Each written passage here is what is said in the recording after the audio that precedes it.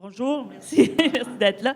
J'aimerais commencer en disant que nous soulignons que les terres sur lesquelles nous nous trouvons actuellement font partie d'un territoire ancestral qui a longtemps servi de lieu de vie, de rencontre et d'échange entre les peuples autochtones, notamment la nation Guénaga, une nation Mohawk. Nous honorons, respectons, reconnaissons ces nations qui n'ont jamais cédé leurs droits ni autorité souveraine sur les terres et les eaux sur lesquelles nous nous réunissons aujourd'hui. Alors, cette rencontre aujourd'hui sur les questions très intéressantes et délicates de l'appropriation artistique et par extension de l'appropriation culturelle nous préoccupe beaucoup. Pour ceux qui connaissent déjà la revue S, vous savez qu'on a un intérêt particulier pour toute forme d'engagement social et politique, notamment à travers des dossiers que nous avons publiés comme le dossier religion, le dossier démocratie, le dossier géopolitique, le dossier sur les féminismes et les pratiques LGBTQ+. Donc, je vais commencer directement en vous présentant nos panélistes et ensuite je laisserai la parole à Jean-Philippe. Alors, nous avons avec nous Madame Joanne Lamoureux, qui est professeure au département d'Histoire de l'art et d'études cinématographiques de l'Université de Montréal. Elle est aussi, j'ai un petit ajout, elle a aussi été directrice du département des études de la recherche à l'Institut national de l'histoire de l'art à Paris. Ses travaux sur l'art moderne réfléchissent notamment sur le rôle emblématique de la viande et sur le dispositif de l'abattoir dans la production culturelle depuis le milieu du 19e siècle. Les retombées de ces travaux infléchissent son approche des théories et des méthodes de l'histoire de l'art et nourrissent l'impact que peut avoir sur une discipline qui se veut humaniste, l'émergence motivée par des questions éthiques d'un humanisme décentré. Stéphane Martelly est professeur affilié en recherche-création au département de théâtre de l'Université Concordia, et coordonnatrice principale et médiatrice communautaire au Centre d'histoire orale et de récits numérisés. Elle est également écrivaine, peintre et chercheur. Par une approche transdisciplinaire qui fait se confronter théorie, réflexion critique et création, elle poursuit une démarche réflexive sur la littérature haïtienne contemporaine, sur la création, sur les marginalités littéraires ainsi que sur les limites de l'interprétation. Caroline Monet est une artiste multidisciplinaire. Après des études en sociologie et en communication, elle poursuit une carrière en art visuel et cinéma. En 2016, elle a été sélectionnée pour la résidence de la Ciné-Fondation du Festival de Cannes à Paris. Ses œuvres font partie de nombreuses collections publiques et privées et ont été présentées au Canada et sur la scène internationale, notamment au Palais de Tokyo de Paris, au Haus der Kulturen à Berlin et à l'Arsenal Contemporary à New York. Cette année, elle fera partie de la Biennale du Whitney Museum à New York et de la Biennale de Toronto. Ce panel sera animé par Jean-Philippe Uzel, qui est professeur d'histoire de l'art à l'UQAM et membre du pôle montréalais du Centre interuniversitaire d'études et de recherche autochtones. Son champ d'expertise porte sur l'histoire et la théorie de l'art moderne et contemporain, et plus particulièrement sur les rapports entre l'art et la politique, et le politique. C'est sous cet angle qu'il s'intéresse depuis près d'une vingtaine d'années à l'art contemporain autochtone d'Amérique du Nord.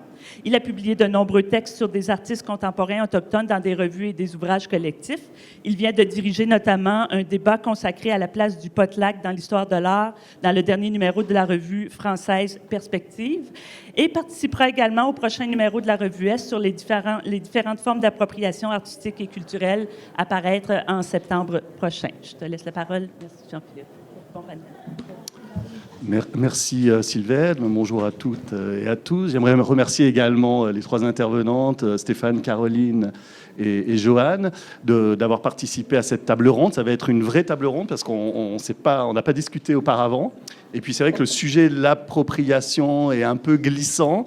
Donc, merci de vous exposer dans tous les sens du terme et de prendre part à cette discussion. Alors, j'aimerais prendre quelques minutes pour essayer de contextualiser un petit peu cette table ronde qui s'intitule « L'appropriation artistique aujourd'hui ». On pourrait se poser la question, finalement, pourquoi parler d'appropriation artistique alors que tout le monde parle d'appropriation culturelle, c'est sur toutes les lèvres, etc. Et on pourrait penser que ce thème est un petit peu étrange, voire même suspect. On pourrait se dire, est-ce qu'il n'y a pas là un agenda caché, finalement?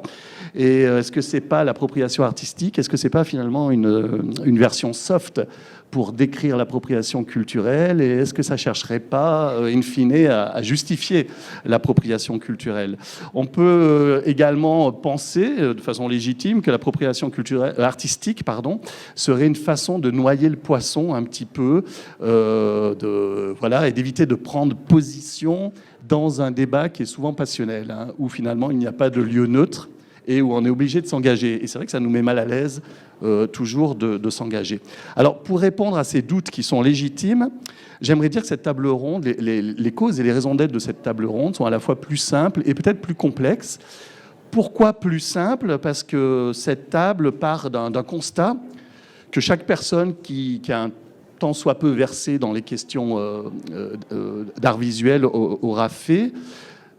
C'est que le mot appropriation est devenu un mot chargé, un mot qu'on a du mal à employer. Pourquoi? Parce qu'il est symboliquement, politiquement extrêmement lourd depuis tous ces débats qui ont quelques années et qui touchent l'appropriation culturelle. Alors peut-être dire aussi que l'appropriation culturelle, on en a beaucoup parlé dans le domaine du théâtre, mais il y a également de nombreux cas dans le domaine des arts visuels, aussi bien en Amérique du Nord qu'au Canada. Bon, on pourra les évoquer plus tard, peut-être dans la discussion, mais le cas de Dana Schultz, de Sam Durant à Minneapolis en 2017, ici au Québec, plus près de nous. Bon, on a beaucoup parlé du film de Dominique Gagnon, Of the North, qui a été taxé justement, qui a fait l'objet d'une grosse polémique sur ces questions.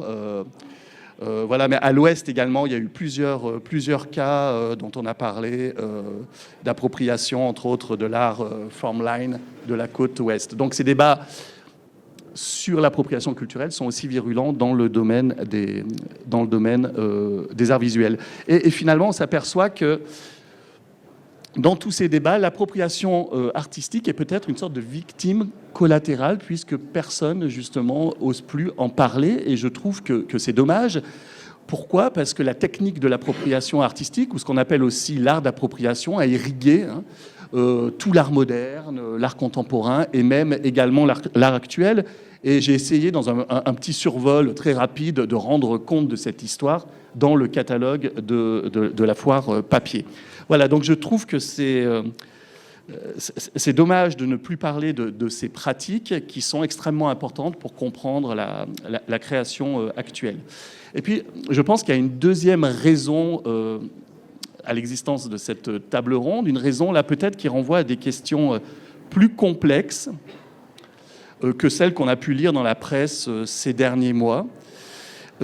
J'ai remarqué en effet que les personnes qui se portaient la plupart du temps à la défense des artistes qui étaient taxés d'appropriation culturelle entretenaient plus ou moins volontairement une sorte de confusion d'ordre esthétique sur l'appropriation, en essayant d'accréditer l'idée que finalement l'appropriation est au cœur de la création depuis toujours, donc il n'y a rien à voir, et finalement que ce débat serait un faux débat. Et ces gens donc, qui se sont portés à la défense des artistes taxés d'appropriation culturelle avaient un discours apparemment simple. Ils disaient à leur adversaire, finalement, en des termes parfois un peu verts, ils disaient « Mais qui sont ces béotiens de la culture? Qui sont ces ignorants qui accusent tel ou tel grand artiste d'appropriation culturelle? Ne savent-ils pas finalement que tout art et appropriation culturelle ?» Et puis là, on a eu une sorte de name-dropping de tous les grands noms de la culture occidentale.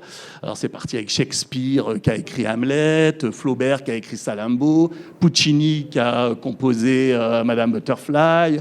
Bon, dans le domaine des arts visuels, c'est Ingres, Rapin des bains turcs, Gauguin des vins innés, et j'en passe, et j'en passe. Voilà. Et l'idée, finalement, c'était de diluer ce concept d'appropriation qui finalement était devenu un synonyme de création. Et là aussi, je pense qu'il y a un problème, et précisément ce problème ressort bien lorsqu'on s'intéresse à l'appropriation artistique entendue au sens technique. Donc au sens où on l'a défini entre autres dans les années 1980 avec des gens comme Jeff Koons, Richard Prince, Sherry Levin, etc. Ce qui est intéressant chez tous ces artistes appropriationnistes, c'est qu'ils finalement ils assument la dimension subversive de leurs gestes. Ils acceptent il dit qu'ils s'approprient quelque chose qui ne leur appartient pas. Généralement une image faite par un autre artiste ou par un publicitaire, un designer, et ils assument les conséquences souvent légales de ce geste violent. Or, lorsqu'on regarde du côté des artistes qui sont taxés, eux, d'appropriation culturelle, c'est que les conséquences de leurs gestes ne sont absolument pas assumées. Et au contraire, tous les artistes, et on pourrait mentionner les noms que j'ai donné dans les arts visuels, en fait, affirment qu'ils sont les alliés des cultures qu'ils représentent ou qu'ils mettent en scène, et ils ne supportent absolument pas, justement, qu'on les taxe d'être racistes ou colonialistes, etc. C'est quelque chose qui leur est insupportable, et c'est là où ils crient à l'injustice et à la censure. Donc voilà, je trouve que ce contraste est très intéressant, et j'aimerais peut-être lancer le débat sur ces artistes appropriationnistes très critiques qui assument leurs gestes transgressifs, et de l'autre côté, des artistes qui adoptent un profil éthique en se présentant comme les alliés des cultures qu'ils mettent en scène, même lorsque les membres de ces cultures minoritaires les contredisent. Et je trouve ça assez fascinant. Alors voilà, je lance cette idée. Je ne sais pas qui aimerait rebondir entre vous là-dessus, Joanne ou Stéphane. Non, on n'a pas préparé d'ordre, c'est très ouvert. Stéphane, allez-y. Je pourrais rebondir tout de suite parce que j'étais de celles qui pensaient qu'il y avait l'hypothèse de noyer le poisson dans l'eau. Je me demandais... Vous avez quand même accepté de participer, merci. Oui.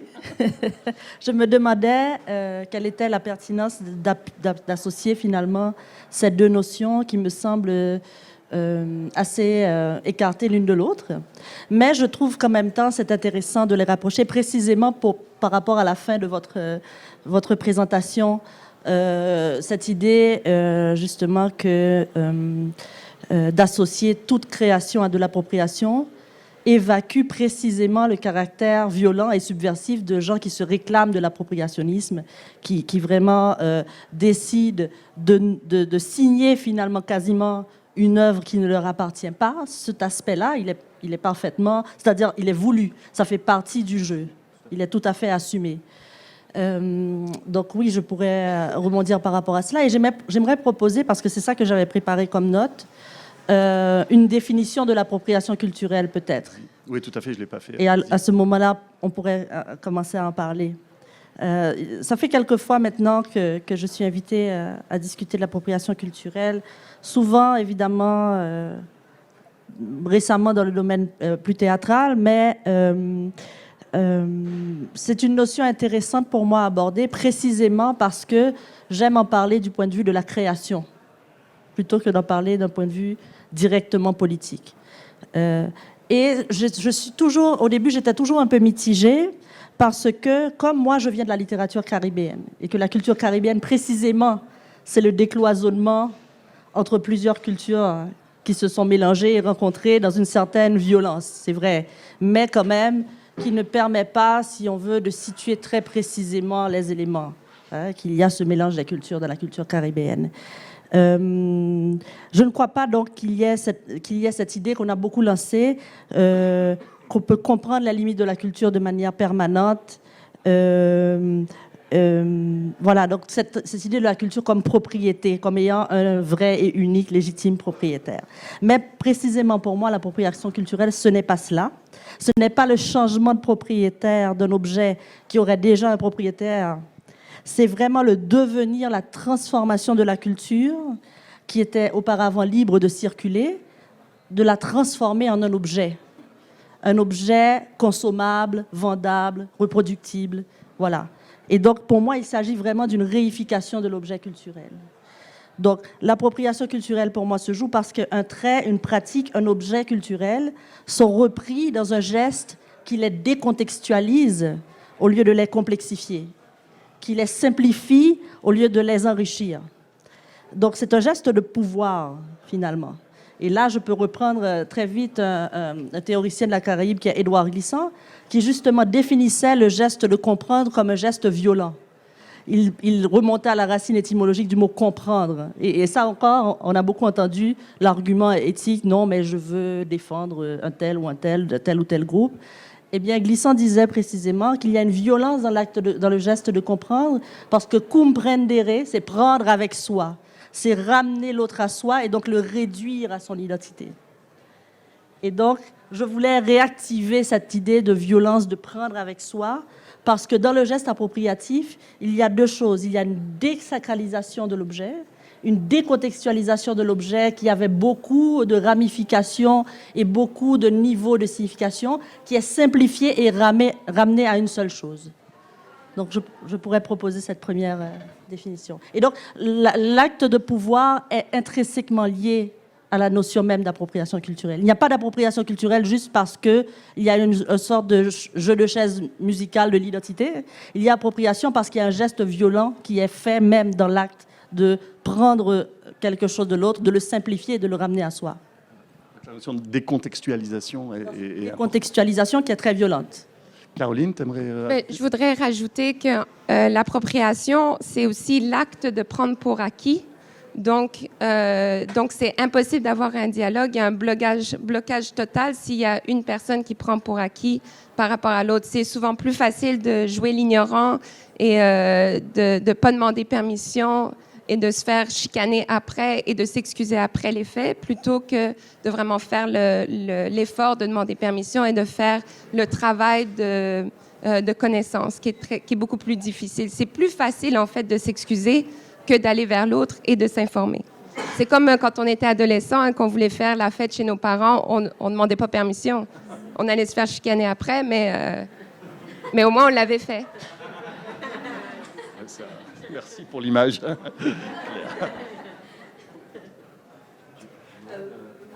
J'aimerais... J'ai un micro, j'en ai... On m'en a donné un. Est-ce qu'il est... Oui, il est ouvert. Alors, j'ai été ravie de l'invitation quand Jean-Philippe m'a contactée. Et tout de suite, j'ai vu la pertinence de discuter de l'appropriation artistique au moment où, même pas son sens, mais sa valeur est remise en cause par l'appropriation culturelle et les controverses récentes sur l'appropriation culturelle. Et j'ai eu le sentiment d'un terrible paradoxe là-dedans, dans le désir qu'on a de défendre ce qu'a été l'appropriation artistique. C'est comme si on accusait l'appropriation culturelle de s'être approprié le terme d'appropriation. Et donc, il y a une espèce de redoublement.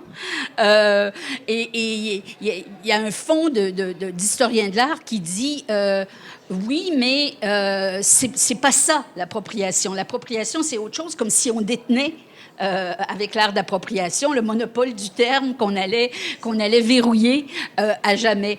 Et donc ça, dans un premier temps, ça m'a beaucoup intéressée. Ça m'a permis aussi, en réfléchissant, de reconsidérer différents angles d'approche sur la question de l'appropriation et de l'appropriation artistique. Cette fois-là, j'en viendrai à l'appropriation culturelle, que j'ai eue à travers les divers chapeaux qu'on occupe tous dans la job qu'on fait, à savoir... Mets ton micro un peu plus près. Oui, à savoir, comme historienne de l'art, évidemment, il y a un premier moment d'appropriation avec la formation des avant-gardes, où on s'approprie des fragments de réel, par exemple dans les pratiques Dada, ou des formes venues d'ailleurs. Et c'est clair que si on a salué ces actes-là et que rétrospectivement, on les a qualifiés d'appropriation, c'est parce qu'on considérait que la fin justifiait les moyens. Et que dans ce contexte-là, la fin, c'était c'était, par exemple, d'avoir un outil avec les collages dadaïstes qui fasse entrer le réel dans l'œuvre. C'était, avec ces fragments de réel, de remettre en cause l'autarcie et l'autoréférentialité du monde de l'art. Et donc, c'était une ouverture. Comme critique d'art, qui a commencé à faire de la critique d'art et qui a arrêté d'ailleurs à la fin de la décennie, qui a été une critique d'art pendant les années 80, je peux dire que j'ai été critique d'art au moment de triomphe de l'appropriation, et ça a été probablement le mode d'appropriation artistique le plus radical, total. Je pense aux images que Sherry Levine a refait de Walker Evans, complètement à l'identique, mais aussi tous ces objets. Ça a été un regard critique, un retour critique sur la notion de ready-made, et on a vu des tas d'objets appropriés. Puis encore là, la fin justifie les moyens, parce que ce qui apparaît comme la nouvelle visée critique animant ces démarches-là, c'est l'attaque du formalisme américain, de l'historicisme du formalisme américain, qui fétichise les premières fois. Premier A, premier A, premier A, et qui crée, qui fabrique du génie avec ces premières fois. Et donc, c'est à la fois une attaque contre l'historicisme, la manière de dire, vous comprenez ça seulement si vous savez que c'est une réponse à ça, qui est une réponse à ça, qui est une réponse à ça, qui est une réponse à ça, et que la personne qui a pensé à cette dernière réponse-là, ben, il n'y a pas d'autre explication, c'est vraiment un génie, et là se construit la singularité artistique. Ça, subitement, avec cette critique du postmodernisme et cette appropriation postmoderne, était remise en cause.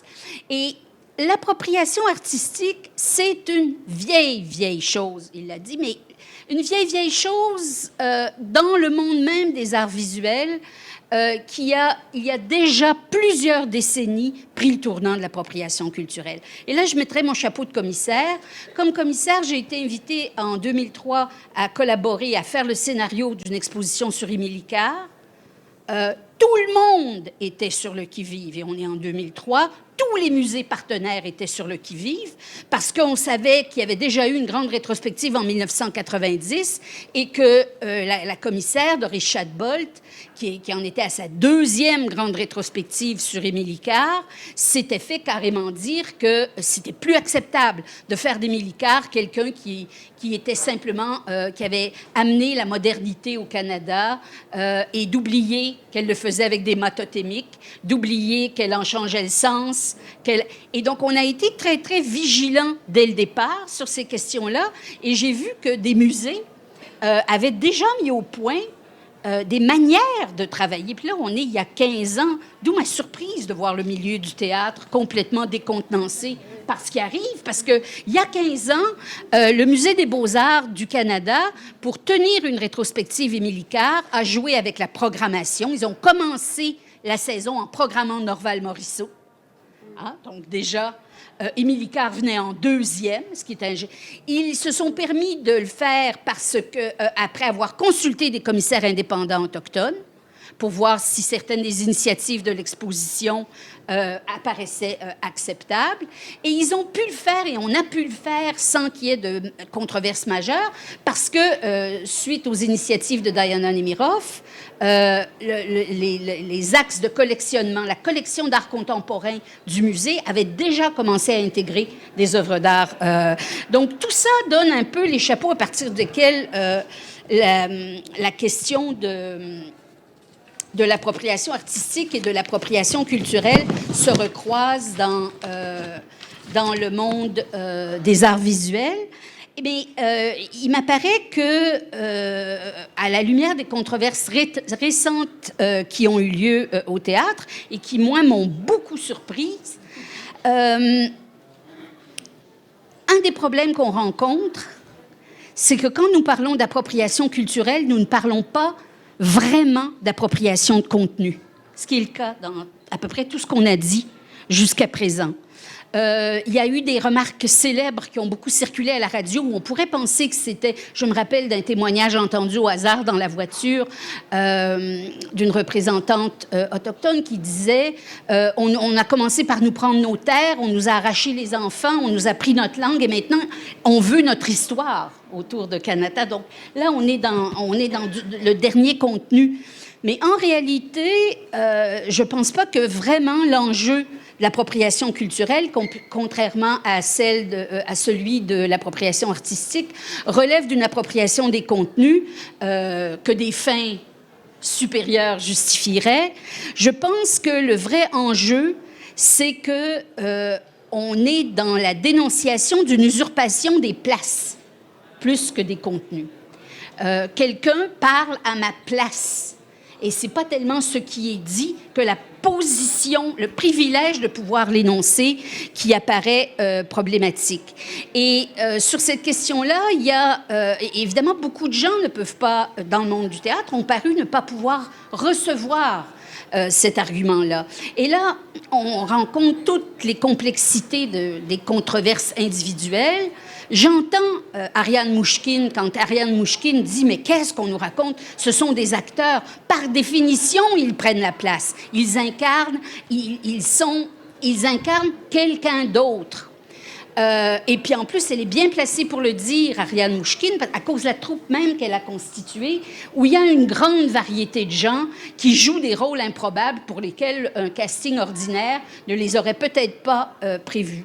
Et moi, je veux bien que le théâtre continue à adhérer à ça, mais si le problème auquel on est confronté est un problème d'usurpation de place, à ce moment-là, il faut que cette situation énoncée par Ariane Mouchkine, un comédien peut jouer n'importe quoi, soit réversible. Et là, on s'aperçoit que ce n'est pas le cas.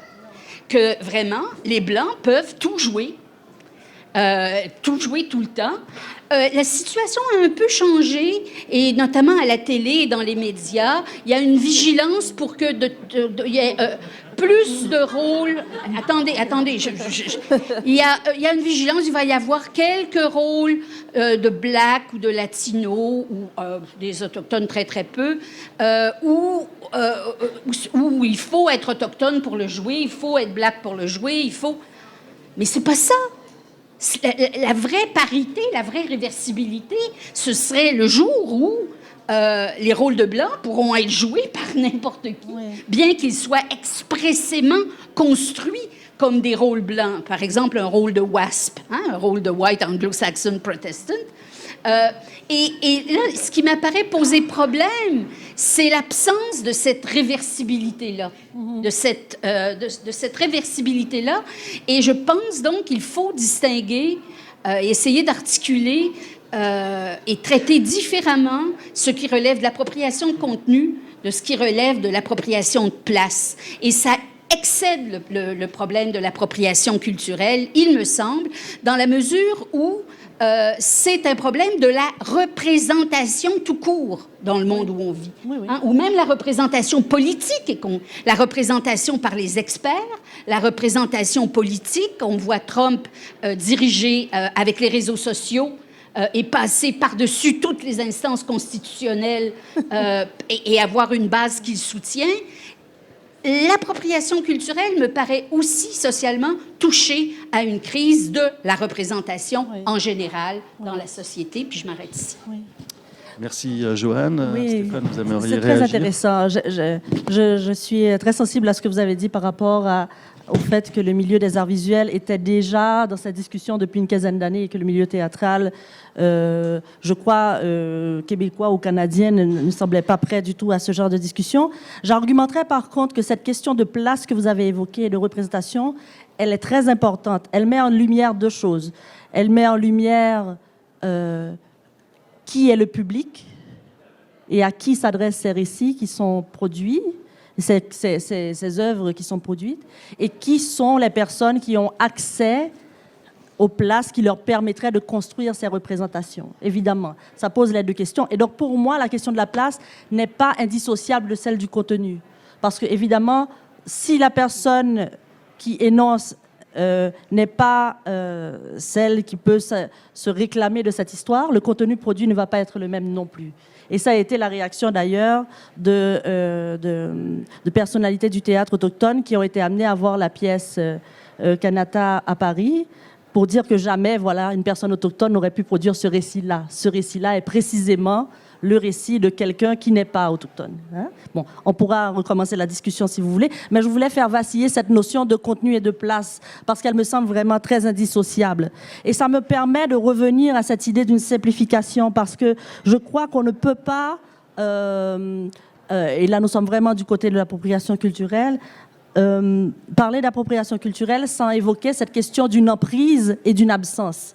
Et là, je reviens au public. Parce que l'absence, cette question de l'absence de personnes qui sont directement connectées à cette histoire ou à cette culture d'origine, l'appropriation culturelle n'est possible qu'en l'absence des principaux concernés. Elle présume que cette absence elle est là. Et c'est pour cela que, par exemple, vous avez certains contenus culturels qui sont déplacés, qui sont manipulés, qui sont changés, précisément parce qu'on présume qu'il n'y aura pas, voilà, dans le cas du théâtre, une personne noire dans la salle pour dire « mais au fait, non, ça ne représente pas mon expérience ». On présume donc qu'on est en train de produire un objet culturel qui est déjà destiné à un public qui ne connaît pas, qui n'est pas enraciné, qui n'appartient pas à cette culture que l'on s'approprie. Donc, c'est pour cela que profondément, c'est un cannibalisme. Il y a quelque chose de cannibalistique et de parodique dans le geste appropriatif, nécessairement, à cause de cette absence et à cause de cette décontextualisation. Et donc, c'est le théâtre même, alors pour reprendre une métaphore théâtrale, l'appropriation culturelle, c'est le théâtre même des rapports de pouvoir. Il n'y a pas autre chose dans ce geste-là que de dire, et là je fais une fausse citation, j'ai le droit et le pouvoir de te dire à ta place et en ton absence, de dire ce que je veux sur les traits les plus importants de ton identité dont je joue à ma guise, pour en fait dire une seule et même chose, le pouvoir que j'ai sur toi. Le pouvoir que j'ai sur toi et qui me permet de faire de toi ce que je veux. C'est ce qui est dit profondément dans le geste de l'appropriation culturelle, qui ne peut se fonder que sur cette absence essentielle. Et donc, nécessairement, c'est un théâtre de rapport de pouvoir. Il n'y a pas moyen que ça soit autre chose. Mais qui en même temps est complètement nié. On parlait d'Ariane Mnouchkine. Pour elle, il n'y a pas de... Les cultures appartiennent à tous, dit-elle. Oui, mais... Il y a une forme de négation absolue de ce rapport de pouvoir. Mais c'est le propre de l'idéologie, c'est-à-dire d'exercer le pouvoir et en même temps de se masquer. Hein? Et là, la métaphore du masque est intéressante aussi parce que le geste appropriatif a besoin de se nier pour se faire en même temps. Il a besoin d'être en train de dire « Ah non, ce n'est pas ce que je suis en train de faire. Je suis en train de faire autre chose. En fait, je suis en train de vous donner place, mais sans vous. » Et si vous trouvez à y redire, ce n'est pas légitime. Votre parole n'est pas légitime. Vous êtes nécessairement en dehors de l'art et de la création. Hein? Vous êtes des censeurs. Alors là, la censure, c'est la totale parce que, effectivement, la censure, la vraie, repose sur un rapport de pouvoir. Hein? Il faut être dans une institution qui bâillonne une voie de subversion et de contestation et être dans une position de pouvoir pour exercer la censure. Alors, renverser le sens même de la censure pour dire que ce sont les voix minoritaires ou dominées qui l'exercent et le dire sur toute la tribune, paradoxalement, c'est un geste particulier, quand même. Caroline, J'ai l'impression que le débat se fait à deux niveaux. On a un débat symbolique et un débat politique. Et les Autochtones sont devenus la propriété de la reine, du roi, du gouvernement canadien. On leur a dépossédé de leurs terres, de leur langue, de leur culture, de la liberté d'expression aussi. Donc, tout le débat devient extrêmement politique parce qu'on parle de revendications qui se fait dans tous les secteurs de la société. C'est sûr qu'au niveau culturel, on est plus vocal peut-être sur la scène publique. Donc, c'est là où on entend le plus parler, mais le travail d'émancipation et d'autodétermination se fait vraiment à tous les niveaux. Donc, c'est difficile d'avoir un dialogue quand on n'est quasiment pas au même étage au niveau de la conversation. Et aussi, on est encore aujourd'hui minoritaire dans les prises de décision, dans les discussions. Donc, on a du mal à avoir un vrai dialogue qui soit égalitaire. Ce qui est intéressant aussi, c'est de voir finalement à quel point, et là c'est peut-être l'opposition qu'on avait commencé dans votre présentation du début, à quel point l'appropriation culturelle n'est pas subversive du tout. C'est vraiment le contraire de la subversion, puisque elle remet le dominant à sa place de dominant, elle remet le dominé à sa place de dominé, et donc les rapports de pouvoir ne sont pas questionnés du tout. Donc elle est le contraire même de la subversion, elle est la répétition des rapports de pouvoir. Qui se cache derrière un rapport éthique. Qui est Mais toujours, rapport très, éthique, là encore, il faudrait, dans le domaine des arts questionner visuels, ce mot. c'était la défense principale des artistes incriminés, c'était de dire, mais je suis l'allié des minorités culturelles que je représente. Je leur donne un porte-voix, je les aide, donc on me fait un faux procès. D'ailleurs, je les ai même consultés pour faire mon œuvre, etc. Mais et c'est toujours cette posture éthique qui est troublante. Elle n'est pas vraiment éthique, en fait. Non, là aussi, elle prétend l'être. Oui, bien sûr, c'est une prétention, mais il ne faut pas embarquer dans ce discours-là. C'est pour ça qu'il est très intéressant de redéfinir les mots. On n'est pas dans un rapport éthique quand on parle à la place d'eux, c'est impossible. Le parler à la place d'eux implique nécessairement que vous ne reconnaissiez pas à l'autre sa place de sujet. Ce n'est pas un rapport éthique. Parce que s'il est vraiment sujet, il a droit de s'exprimer lui-même sur lui-même. Et même si vous avancez une proposition et qu'il y résiste, c'est sa place de sujet qu'il est en train d'affirmer. Et donc contester cette contestation sous le prétexte de l'éthique est quand même, encore une fois, une curieuse novlangue où les mots veulent dire leur contraire. Mais est-ce que ça ne crée pas aussi une situation paradoxale? La bonne conscience qui fait qu'on pense que tel sujet est important et qu'on s'autorise à représenter toutes les voix, fait en sorte que c'est quand même les auteurs et les intervenants culturels qui, et je suis d'accord, c'est un acte de pouvoir, ça je pense qu'on ne peut pas remettre ça en cause, mais c'est quand même eux qui manifestent un intérêt pour le fait qu'il y a un problème de non-visibilité, il y a une histoire à raconter. Pendant ce temps-là, il y a une grande marge de gens qui continuent à faire comme s'il n'y avait même pas d'autres à incarner, dont on pouvait usurper C'est vrai, la place. mais il faut résister à cette idée que nous avons le choix qu'entre le pire et le moins pire. C'est-à-dire que ce n'est pas possible. On ne peut pas avoir ça comme deux seuls choix. Il y a aussi l'option que les gens puissent et sont capables et sont compétents de se représenter eux-mêmes. Et vraiment comprendre qu'il manque des voix au chapitre, qu'il manque certains sujets de discussion, ce n'est pas faire à la place, c'est donner place. Mais je pense que ce moment où les gens ont le droit de se représenter eux-mêmes, pour moi, ce sera un moment qui n'est pas encore advenu manifestement à cause des controverses. Mais le moment idéal, ce serait qu'on puisse revenir à une position de Mouchkine où on peut représenter tous, mais que tous puissent représenter absolument, tous. Absolument, mais c'est pour ça que le contexte est important. Sans l'absence de symétrie qui existe dans la situation actuelle. C'est ça. Dans une situation, c'est la dissymétrie qui crée la difficulté. On est d'accord. Oui, on est d'accord là-dessus parce que effectivement, dans une société qui serait réellement postcoloniale et post-raciale, ce qui n'est pas le cas en Occident, loin de là, tout le monde pourrait faire toutes choses. Mais dans la situation où le contexte crée ces inégalités profondes et déstabilise la scène des représentations, on n'est pas dans une situation où le corps n'est pas déjà marqué. Le grand récit social, le grand récit culturel a déjà marqué les corps et il est impossible de faire comme s'il ne l'était pas. Voilà. Oui, et souvent on oublie, on parle souvent d'appropriation et on oublie la notion de responsabilité. La responsabilité de l'artiste, c'est de porter un regard sur le monde, bien sûr, d'amener un dialogue et une réflexion, c'est au cœur de sa démarche. Mais il faut se poser aussi la question, comment bien faire les choses? Et est-ce que si mes bonnes intentions, à mon insu, peut-être reproduisent des pouvoirs coloniaux ou reproduisent des formes d'oppression? Et encore une fois, je dis que la connaissance, elle est difficile à atteindre. C'est douloureux, c'est vulnérable d'apprendre sur l'autre. C'est plus facile encore de le faire et de ne pas prendre responsabilité et de s'excuser.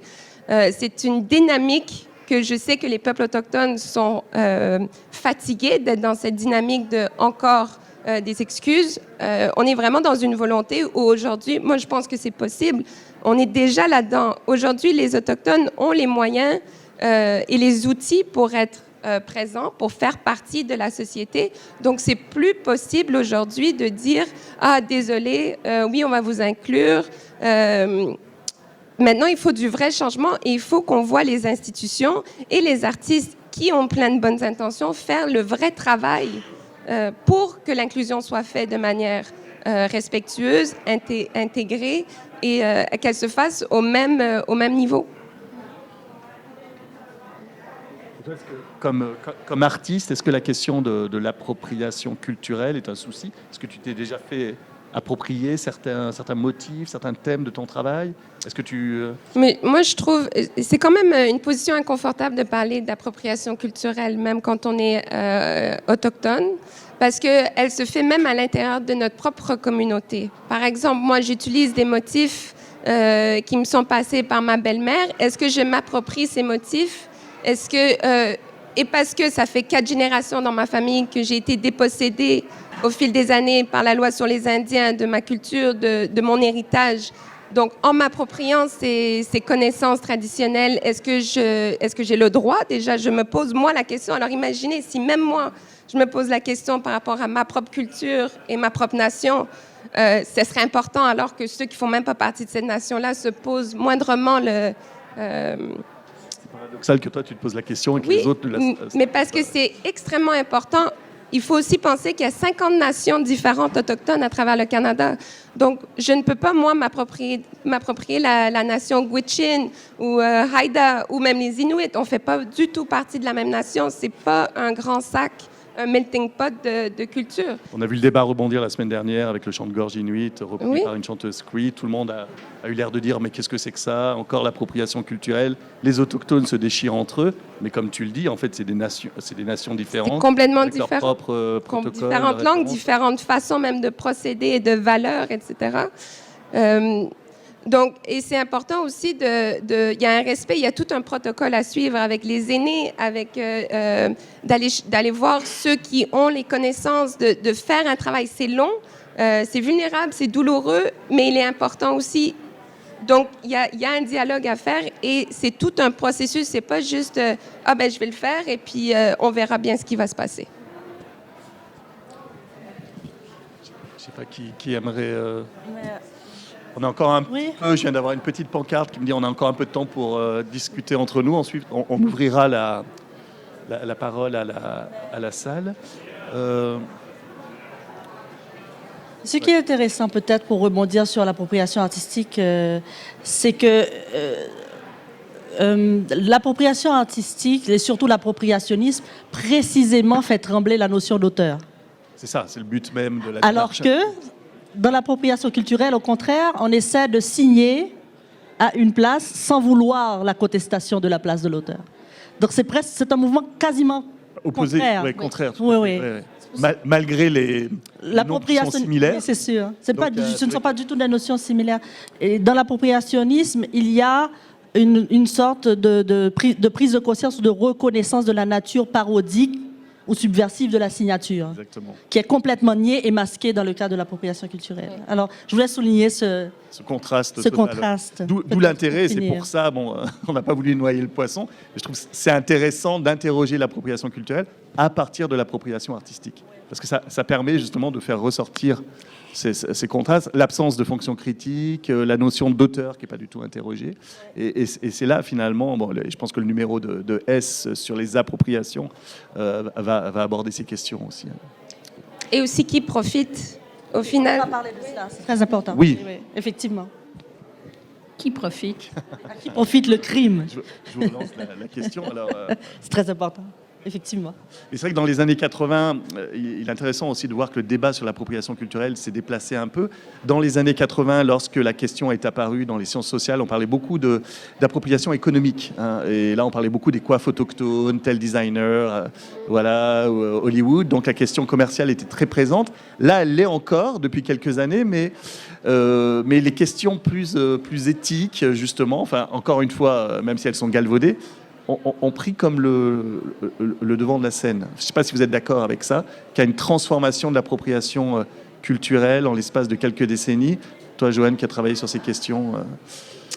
Moi, ce qui m'intéresse beaucoup, c'est de savoir pourquoi est-ce que la sensibilité à ces questions-là, et ça a été loin de créer une situation idéale, mais pourquoi est-ce que le monde des arts visuels a une histoire différente?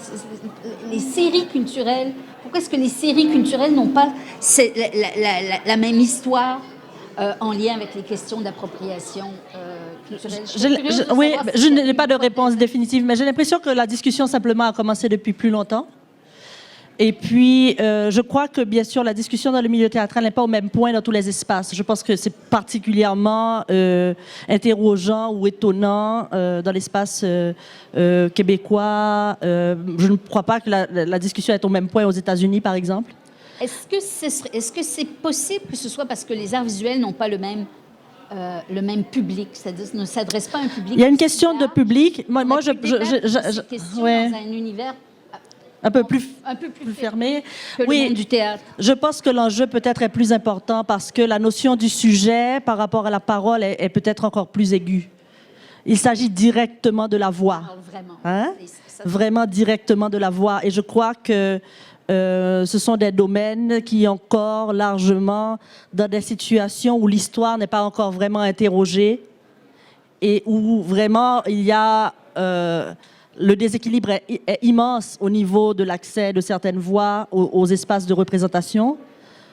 Je crois que l'enjeu de la voix est particulièrement important. Oui. Écoutez, il est déjà 13h. Peut-être que si Sylvette est d'accord, et Maude aussi, on va ouvrir. Je suis sûr qu'il y a beaucoup de questions dans la salle. Donc je crois que c'est Maude qui a un micro qui va voilà, le faire circuler. Si vous avez des questions à poser... à nos panélistes. Je vous demanderai juste de vous présenter en un mot, s'il vous plaît. Oui, moi c'est Juliana, je ne suis pas là. On vous entend pas. Bon, oui, vous m'entendez? Moi, le danger que je vois avec ça, c'est que les gens se taisent finalement par peur de ne pas être le meilleur représentant d'un certain sujet, d'un contenu, etc. Donc, à quel moment, selon vous, on peut se considérer suffisamment représentant de quelque chose pour finalement se dire « Ah, j'ai le droit de parler de ça ». Donc, si on avait, parce que c'est toujours un peu touché, donc, quels sont les critères pour se dire « J'ai suffisamment cette identité-là pour représenter un tel thème ou un tel contenu ». Question complexe. Bon, dans le monde autochtone, on a beaucoup parlé avec la polémique Jimmy Durham, justement, sur les fraudes identitaires qui renvoient à autre chose. Stéphane, je ne sais pas si vous voulez aborder cette question. Je pense qu'il ne faut pas éviter l'inconfort de cette question pour commencer. Hein? Et il faut aussi finir par se dire que peut-être il faut se taire des fois. C'est-à-dire que nécessairement, s'il doit y avoir une plus grande variété des voix au chapitre, il faudra que des voix qui ont toujours eu le monopole de la parole cèdent la place. Et parfois, être dans une pratique artistique, c'est aussi travailler soit en collaboration, soit trouver différents artistes avec lesquels on peut collaborer et aussi partager, par exemple, un espace d'exposition. Entrer dans une conversation où on n'est pas le seul sujet parlant, ça va être une étape indispensable, concrètement. Je sais que ma réponse est un peu directe, mais je pense que nécessairement, ça veut dire ça. C'est comme à une époque, quand on s'interrogeait sur la place des femmes en génie, nécessairement, ça voulait dire que moins d'hommes auraient... Vous voyez ce que je veux vous dire? Il y a une question de mathématiques. Nécessairement, ça va vouloir dire qu'il y ait moins de personnes du groupe minoritaire à pouvoir s'exprimer sur tous les sujets. Mais ce qu'il y a derrière la question qui est plus intéressant, c'est aussi de questionner à la fois les sujets, mais aussi la posture de celui qui parle. Ça veut dire qu'il faudra aussi que des artistes s'interrogent sur cette notion de la place du neutre. Hein? Aussi, présumer qu'on puisse s'exprimer sur tous les sujets, c'est présumer que notre place est parfaitement neutre, qu'elle n'est pas située dans l'histoire, qu'elle n'est pas racisée, mais d'une autre manière, et qu'elle n'appartient pas à ces rapports-là. Donc, questionner tous ces toutes ces prénotions, toutes ces préconceptions, et puis voir aussi qu'il faudra nécessairement que le paysage change. Hein? Et faire le deuil de l'idée de pouvoir occuper toutes les places. Oui, ça c'est inévitable. Mais encore là, Oui. il m'apparaît qu'il faut que ce moment-là soit une étape de transition où une actrice autochtone pourra occuper toutes les places. Bien Et sûr. je comprends que dans un Bien sûr. premier temps... Oui. Elle peut déjà. Oui, oui. Non, mais je veux dire, dans les... Oui, je ne parlais pas de compétences, je parlais de possibilités, Oui. d'occasions, Oui. d'opportunités. Et ça, on voit bien que... on n'a pas On n'en encore est pas là. l'occasion Mais non, pas du tout. de voir des gens qui ne sont pas typiques pour faire la petite boulotte normande blonde. Théoriquement, ça devrait pouvoir être joué par n'importe qui. Mais il y a aussi que dans un moment où on n'a pas eu l'occasion d'incarner soi-même les récits dont on est porteur, ce sont d'abord ces récits qu'on a envie d'aller porter sur le devant de la scène. Mais je pense qu'un monde où chacun ne fait que se représenter lui-même est un monde où l'imaginaire s'appauvrit. Bien Il ne sûr. faut pas que ça dure. Il faut que ce soit Bien vraiment sûr. une étape de transition. Oui, mais ça, c'est vers- le danger de ce qu'on appelle la tokenisation. C'est finalement que les gens ne soient engagés ou approchés que pour se représenter eux-mêmes, effectivement. Mais c'est pour cela que c'est important que la notion même de l'universel soit questionnée. Pourquoi est-ce que l'universel, c'est toujours la même personne? Ouais. Et le tokenisme est très fort en ce moment dans le monde des arts visuels, je le vois, où on invite toujours Et c'est deux la mort artistes des artistes, bien sûr. autochtones, toujours les mêmes, etc. Donc c'est un vrai défi également. Moi, j'ai déjà été sur des jurys où ils présentaient des expositions. Il y avait le nom des commissaires invités blancs et ils disaient commissaire autochtone à déterminer. Oui, je veux dire, donc ça veut dire quoi ça? Ça veut dire on va trouver un autochtone pour remplir un creux, Remplir la mais ça ne veut case pas vide. dire qu'on a envie de travailler avec une personne en particulier qui a des compétences et des connaissances et qui va amener quelque chose sur la Tout à table. fait. C'est un vrai défi. J'avais une autre question, Jean-Philippe. Oui, merci beaucoup. Je trouve que le débat est très intéressant. Puis moi, je vais partir avec la matière à penser beaucoup. Je suis professeure, comme vous le voyez. Je suis blanche. Et puis, j'y connais pas grand-chose là-dedans. Mais il y a un nouveau concept que vous avez lancé. Puis j'aimerais bien, si vous pouviez me donner une définition. Vous avez parlé d'égalité culturelle. Pour moi, ça, c'est un pur fantasme. Je suis consciente quand même que ça arrive parce que s'il y en a qui peuvent nous faire rêver, tout le monde, quelle que soit la couleur, l'origine, la place, ce sont les artistes. Et moi, je pense qu'il y a une tension entre l'individu artiste et l'artiste collectif. Et cette tension-là, c'est de la matière à réflexion. C'est avec ça, là, dans vos débats, là, c'est avec ça que je pars. Parce que cet été, moi, je suis allée à une pièce de théâtre dans le cadre du théâtre, du Festival de théâtre international. Et puis, c'était une pièce qui s'appelait Antigone, de Sophocle. Et puis, c'était une troupe de théâtre belge. C'est comme ça qu'on la présentait. Et je suis arrivée comme ça, innocemment, comme public. On n'était pas nombreux, les Blancs, on était 3. Tous les membres du groupe théâtral étaient tous noirs, d'origine multiple. Je pense qu'il y avait des Belges carabéens, des Belges africains. Et puis, le fameux Antigone, il y avait une petite coloration de la position des Noirs africains qui transparaissait chez Antigone. Et puis, la nouvelle génération, ils étaient tous jeunes. Mais en bas de 30 ans, tout le monde, là, vraiment. Et c'était très intéressant. Actuellement, je lis l'auteur américain Nguyen, Le Militant. Et là-dedans, il y a 3-4 pages sur comment Hollywood se fout littéralement des gens qui représentent culturellement. Ça, c'est plus la position qui est discutée aujourd'hui. C'est donc, je pense qu'on a une grande réflexion que tous les artistes de tous les niveaux, littéraires ou visuels, ils ont à nous apprendre là-dedans. Et je regretterais que ça devienne juste une position entre dominant et dominé. Ce serait le pire en art, je pense. Oui. Alors, la définition, égalité culturelle. Mais Allez-y, Stéphane. Je ne sais pas ce que vous voulez dire exactement par égalité culturelle. Comme un horizon d'attente idéal, c'est ça, oui. Oui, oui. Mais ça ne veut pas dire interchangeabilité. Et ça ne veut pas dire uniformisation. En fait, l'égalité suppose que nous soyons différents. Oui. Et que cette différence-là ne nous place pas dans des postures dont nous ne puissions pas bouger. Oui. Sur l'égalité, on pense toujours à cette belle phrase d'Orwell dans La ferme des animaux. Hein. Nous sommes tous égaux, mais certains sont plus égaux que d'autres. Effectivement. Oui. Il faut que les choses puissent bouger, mais qu'elles bougent vraiment. Et puis comprendre aussi que l'art ne se situe pas en dehors de la société complètement. L'art espère produire d'autres réponses, mais n'échappe pas aux rapports qui existent dans la société. Voilà, et ne pas le nier, en prendre conscience, n'est pas quelque chose qui appauvrit l'art. C'est quelque chose qui enrichit les possibilités même de la création. Merci. Benoît, tu avais une question?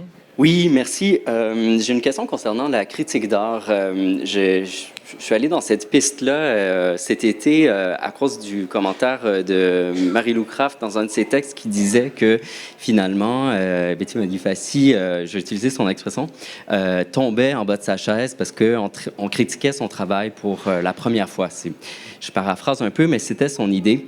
Alors, je m'interroge un peu sur la manière dont on réfléchit dans le débat sur la critique d'art. C'est un peu une proposition, ma question. Je me dis que, bon, effectivement, là, on ne parle pas nécessairement d'une critique d'art dans le sens traditionnel, comme vous l'avez souligné. Il n'est pas nécessairement directement question de contenu ou de questions esthétiques précisément. J'ai l'impression qu'on est plutôt dans une critique influencée des cultural studies, dans le sens où on parle des questions de représentation, on parle de questions de rapport de pouvoir. Donc, à mon avis, vraiment une sorte de déplacement qui s'effectue. Alors, ma question, c'est finalement, est-ce qu'on n'est pas en train de réapprendre dans le champ médiatique, mais aussi dans nos champs d'études et nos champs d'intérêt, à critiquer l'art? Est-ce qu'on n'est pas finalement, au niveau méta, en train de réapprendre à avoir un discours critique et redéfinir ce qu'on entend par la critique? Critique artistique, donc ça. Oui. C'est une large question. Large question. Joanne, tu évoquais ton passé de critique d'art. Est-ce que tous ces débats t'invitent à reprendre du service? Non. J'imagine. Mais si ça nourrit pas en moi la critique d'art, c'est des débats dont j'ai le sentiment qu'ils m'activent comme citoyenne. Oui. Hein, et j'ai parlé de mes 3 chapeaux.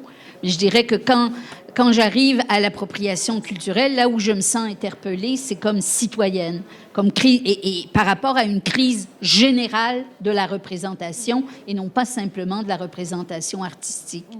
Mais ça veut juste dire que je suis vieille. Et que peut-être que mon moment d'investissement dans la critique esthétique est un moment où... Parce que je pense que c'est un moment où on règle des choses par rapport... C'est un moment extrêmement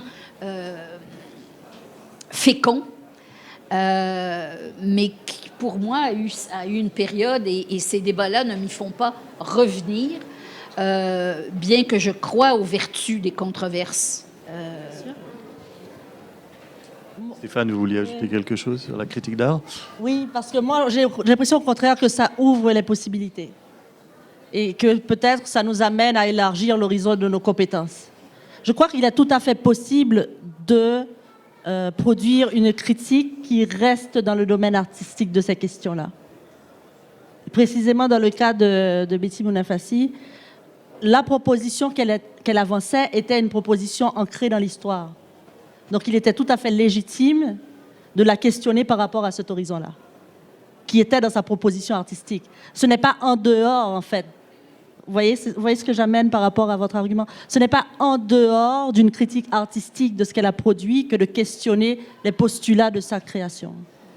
Vous voyez? Oui, donc ce serait... Et c'est de là que moi, j'essaie de construire quelque chose. Donc, si on allait dans le sance d'une redéfinition, ce serait donc de désamorcer cette opposition-là entre art et culture, finalement. Ben, il n'y en a pas, en fait. C'est ça. Il n'y a pas d'opposition. Il ne peut pas y en avoir. Mm-hmm. Merci. C'est impossible.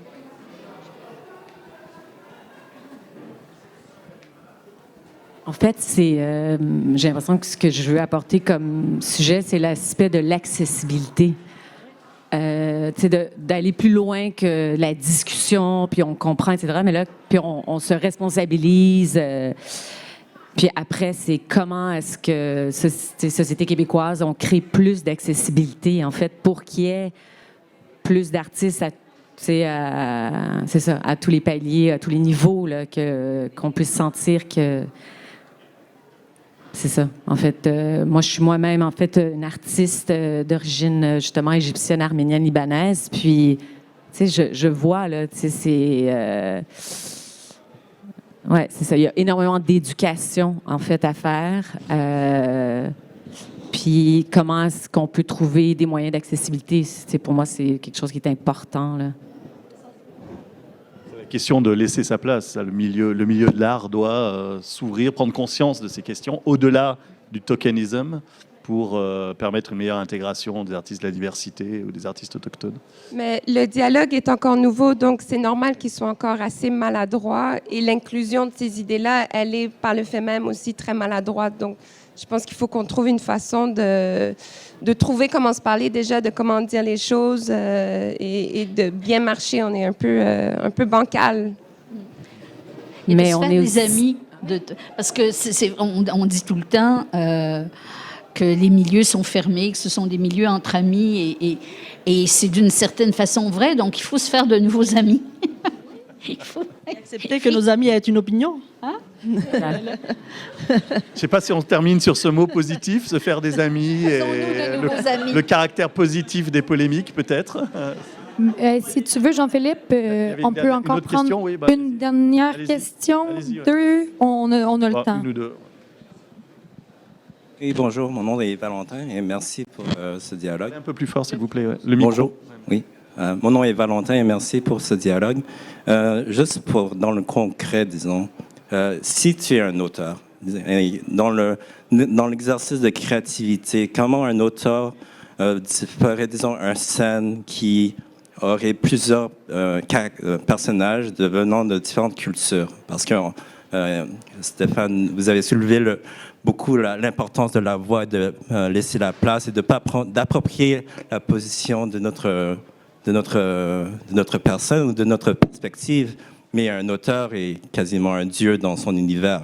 Donc, comment, dans cet exercice-ci, vous entreprendrez ce scénario-là? Parce que... Oui. C'est une question très, très large. Hein? Donc, c'est difficile de répondre à tous les niveaux à cette question-là. Je pense qu'il faut oser poser la question de la qualité et de la valeur.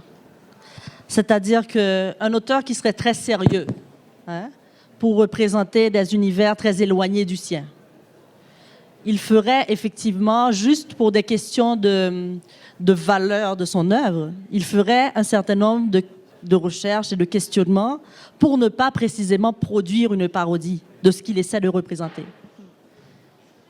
Et donc déjà, ce serait un auteur qui serait lui-même en recherche et en questionnement et qui précisément rejetterait cette posture de l'auteur Dieu, qui n'est pas celle de tous les écrivains. Merci. Une dernière question? Oui. Oui, est-ce que quelqu'un avait une dernière question? Que l'écrivain n'est pas Dieu, moi, on peut finir là-dessus. C'est aussi une belle fin. Sylvette, tu voulais... Moi, j'aimerais... Quelle sera la suite de ces débats-là? Parce que là, on a tendance à sentir un refermement sur soi, une peur de prendre la parole, une forme d'autocensure peut-être chez les artistes. J'ai entendu quelqu'un dire que c'était maintenant, et j'aime bien l'idée, c'est la fin du confort, et je crois que tu en as parlé un petit peu aussi. Maintenant, c'est la fin du confort, c'est le temps en tant qu'artiste ou chercheur de faire son travail et de s'intéresser à l'autre, mais elle sera, comment on l'espère, comment on la voit pour éviter cet enfermement sur soi qui semble se passer actuellement?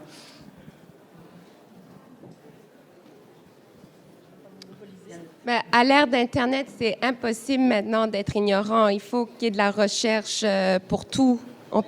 Il faut arrêter de prendre pour acquis l'autre ou les choses et le respect par du fait de ne pas prendre pour acquis. Donc, de faire de la recherche et de s'informer et de dire peut-être on n'a pas toutes les réponses, mais au moins de poser des questions et d'être le plus transparent possible dans les démarches, les intentions. Moi, je réduirais ça en disant il faut faire de la recherche. Pas nécessairement sur Internet, parce qu'on peut devenir ignorant sur Internet. Absolument. Bien sûr. Bien sûr. Mais moi, j'ai envie d'avoir une réaction plus qu'une réponse à la question. On était en confort en art? Oh, quelle horreur! L'art confortable, c'est l'art bourgeois. J'espère qu'on n'était pas trop confortable quand même. Mais si on l'était, il est temps de cesser de faire ça. Ouais. Une question, la question des publics a été posée, mais une des questions qu'on n'a pas posées, c'est la question, j'ai presque envie de dire la question marxiste des fonds, hein, de qui produit. Et on a beaucoup accusé les minorités d'avoir censuré le page, alors qu'en réalité, la vraie censure, elle a été économique quand les producteurs se sont retirés parce qu'ils ne voulaient pas aller plus loin. Et qu'ils ont décidé que oui, il y a eu aussi cette censure-là, mais techniquement parlant, il y aurait pu y avoir la pièce avec, je parle de Slav, par exemple, il y aurait pu y avoir la pièce avec des manifestations à franchir tous les soirs. Les producteurs ont jugé que les gens n'iraient pas, qu'il ne fallait pas s'associer, qu'il y avait quelque chose. Et c'est les gens, à l'origine de la contestation, qui ont porté le dieu de la censure. Et là, déjà, il y a une confusion en deux instances. Oui, mais bon, je pense que c'était les faire rechercher. Donc... ils ont réussi. Oui, c'est ça. C'est pas une mauvaise chose. Oui. Mais moi, je pensais plutôt que vous alliez dire que la censure se fait en amont quand différents groupes culturels n'ont pas accès aux mêmes moyens économiques. Ouais. Alors là, oui, je suis d'accord. Oui, aussi. C'est là que la censure se fait. Ça, c'est... Oui. Ouais. Écoutez, je pense qu'on peut terminer sur Marx et appropriation, expropriation. Ça ouvre le débat pour d'autres choses. Je vous invite à consulter le prochain numéro de ES, donc, qui va sortir en septembre sur cette question. Merci à vous trois.